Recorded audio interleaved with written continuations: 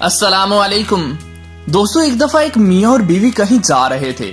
औरत हस्बे मामूल तैयार हुई थी और टैक्सी के इंतजार में खड़े थे।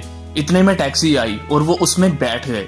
कुछ देर बाद टैक्सी ड्राइवर ने कहा, अपनी वाइफ से बोले ये लिपस्टिक का शेड मिटा दे, मुझे अच्छा नहीं लग रहा।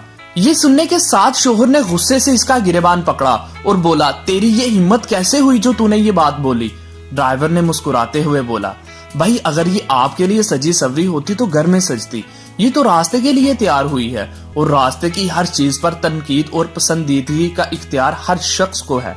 मर्द का गुस्सा फौरन जाग की तरह बैठ गया और रुमाल निकाल कर अपनी बीवी से कहा, अपना मेकअप साफ कर लो।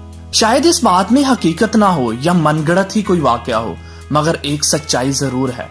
आजकल ज्यादातर औरतें अपने शोहरों के लिए कम और लोगों के लिए ज्यादा तैयार होती हैं।